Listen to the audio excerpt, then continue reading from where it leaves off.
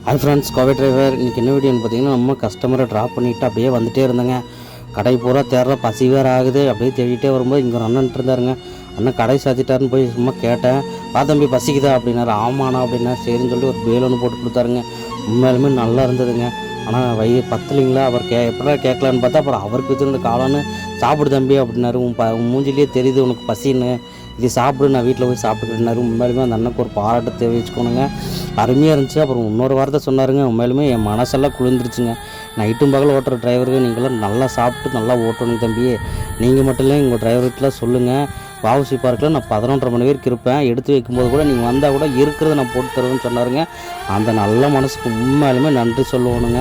உண்மையாலுமே வாவுசி பார்க்க நீங்கள் ஒரு 11, 11:30க்கெல்லாம் டிரைவர் இறச்சி போனால் கூட நீங்கள் கேட்டிங்கன்னா அந்த அண்ணன் கண்டிப்பாக உங்களுக்கு இருக்கிறது போட்டு கொடுப்பாருங்க. நல்லா இருந்ததுங்க. அந்த அண்ணனுக்கு எல்லாருமே ஒரு நன்றி தெரிவிச்சுட்டு ஒரு லைக் ஒன்று போட்டுருங்கோ.